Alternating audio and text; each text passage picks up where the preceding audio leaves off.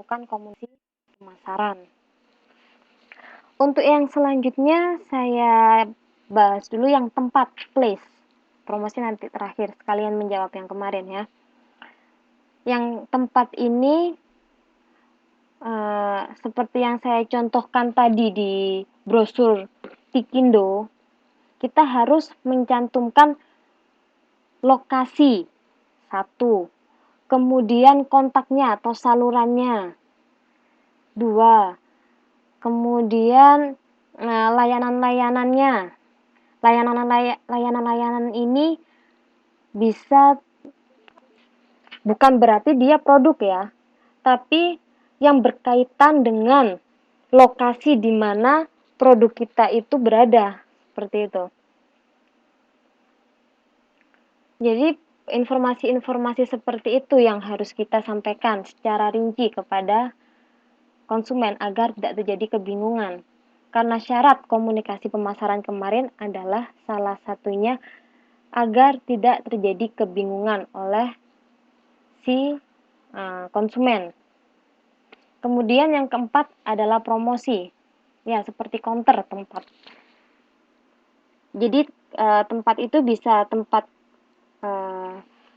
ketika kita melakukan jual beli bisa, atau tempat penyimpanan barangnya saja bisa, dan lain sebagainya, atau hanya kantor representatifnya saja bisa. Nah, untuk promosi, kalau kalian lihat lebih jelas di sini ada 5 kan, promosi penjualan, periklanan, usaha penjualan, hubungan masyarakat, sama pemasaran langsung. Seperti yang kemarin, ada 5 bauran promosi. Advertising, selling promotion, kemudian personal selling, public relation, sama direct marketing. Jadi dari sini bisa dilihat kan, bauran pemasaran itu ada 4P yang kemarin. Sedangkan bauran promosi ada 5. Dan bauran promosi itu termasuk ke dalam salah satu bauran pemasaran. Gimana Mas Rudi?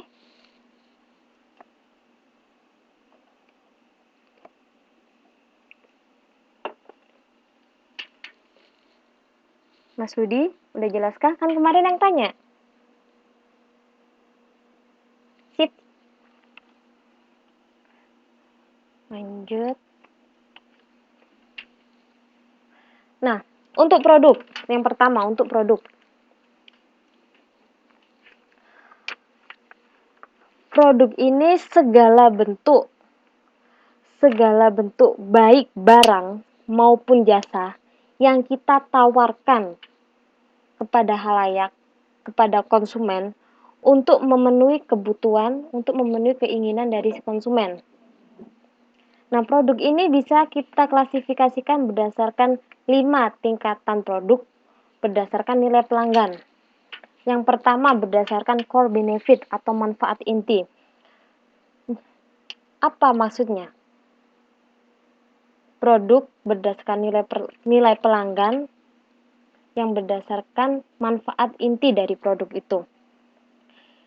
Jadi contohnya, kalau kita melihat acara di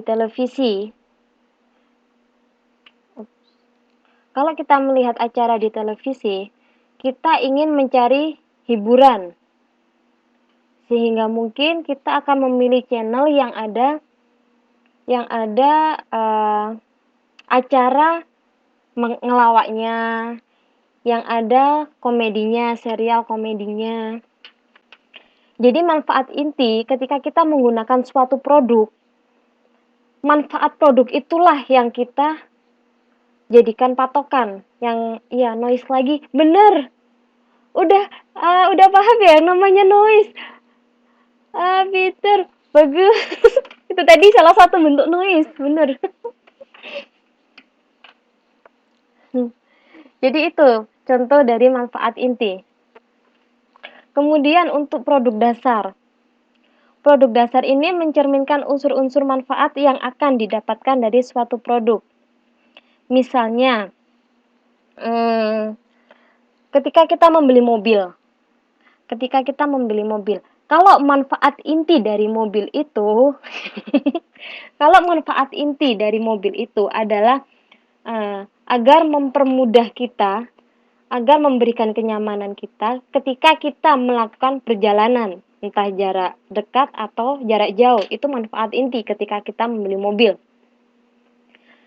Tapi kalau untuk yang berdasarkan produk dasarnya, basic produknya, kita nggak hanya melihat apakah si mobil ini bisa membawa kita ke jarak jauh atau ke jarak dekat saja, tapi apakah tempat duduknya nyaman, apakah AC-nya bisa menjangkau semuanya. Karena kan kalau si minibus atau mobil van itu kadang yang bagian belakang nggak kena AC.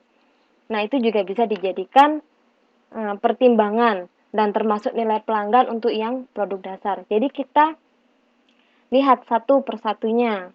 Nah, itu juga apakah bentuknya sesuai dengan keinginan kita, apakah warnanya juga. Nah, seperti itu. Kemudian isi tempat duduknya berapa, itu bisa dijadikan pertimbangan berdasarkan nilai pelanggan yang basic product. Untuk yang ketiga adalah produk yang diharapkan atau expected product.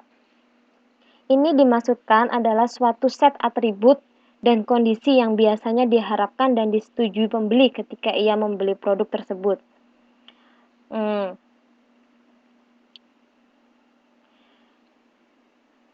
Seperti kalau kita mengambil contoh mobil itu tadi lagi,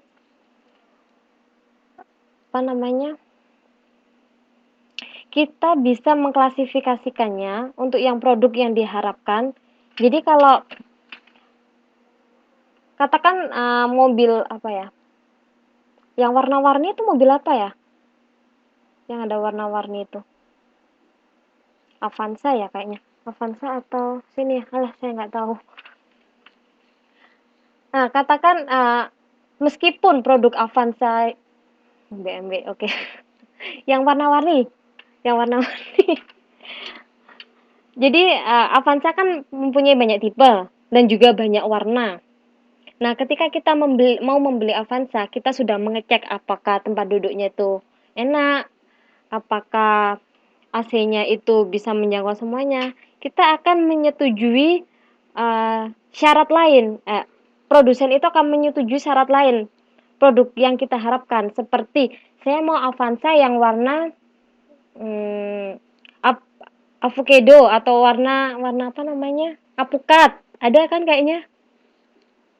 Ada ya? Atau warna hitam lah. Saya mau Avanzanya warna hitam. Setelah kita mengecek satu persatu yang ada di dalam si mobil tadi, kita baru menentukan mau warna apa. Ya, warna hijau juga bagus. Nah, seperti itu produk yang diharapkan. Nah, untuk produk yang ditingkatkan atau augmented product, ini di mana aspek-aspek produk dapat melampaui harapan si konsumen. Katakan kita, kalau konsumen pasti ingin membeli sesuatu yang murah, tapi juga berkualitas. Nah, ketika kita menemukan sesuatu barang yang ingin kita beli, dan dia murah, ekspektasi kita, barang murah pasti kualitasnya juga pas-pasan. Tapi akan ada produsen, apalagi dia produsen baru, yang karena dia baru masuk ke dalam suatu pasar, dia akan benar-benar meningkatkan kualitas produknya dengan harga yang lumayan murah. Nah, itu salah satu produk yang ditingkatkan. Jadi meskipun harganya murah, tapi kualitasnya nggak akan kalah. Seperti itu. Nah, untuk produk potensial. Untuk yang terakhir adalah produk potensial. Alhamdulillah.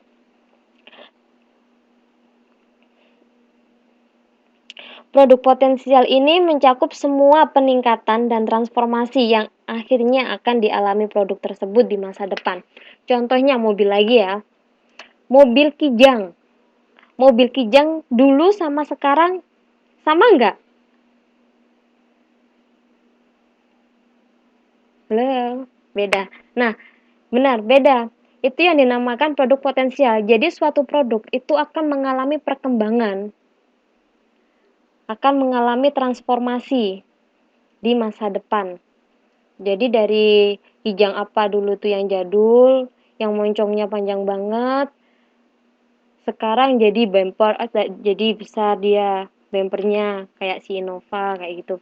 Jadi dia mengalami perkembangan. Yang pasti seharusnya yang namanya perkembangan itu ada peningkatan dari segi kualitas. Namanya sama Kijang, tapi jenisnya beda.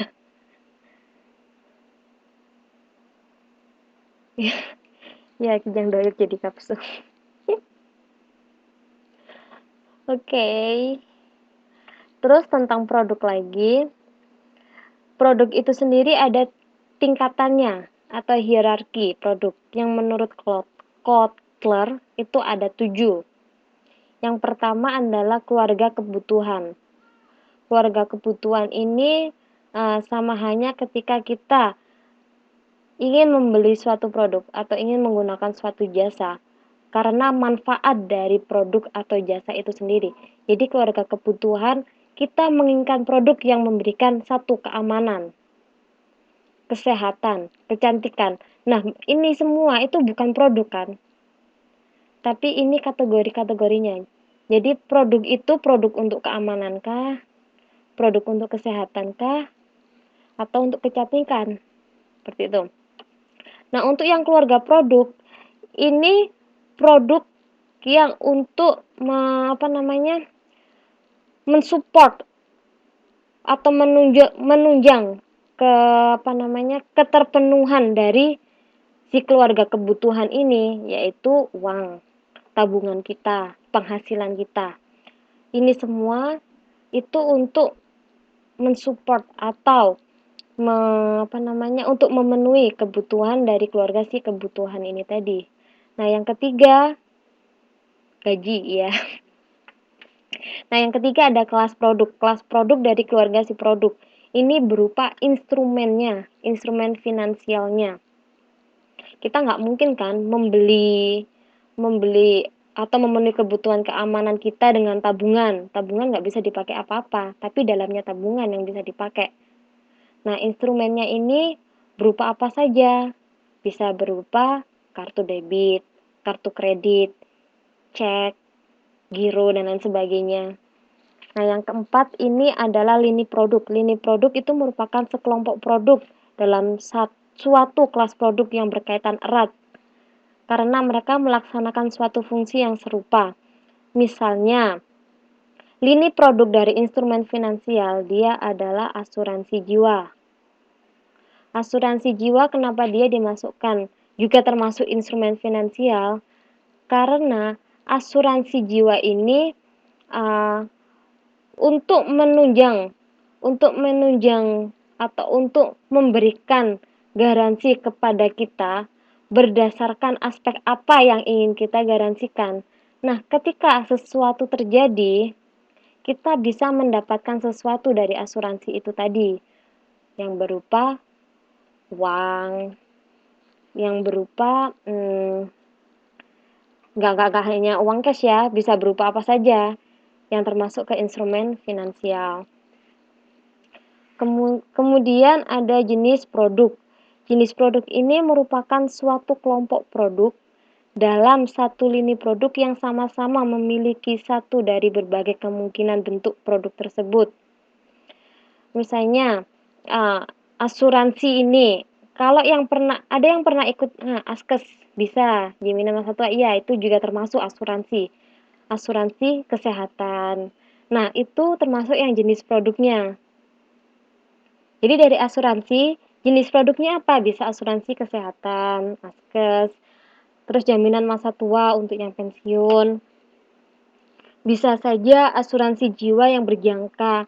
Kalau kalian pernah daftar untuk asuransi jiwa, itu itu dia sistemnya seperti deposito. Jadi dia berjangka.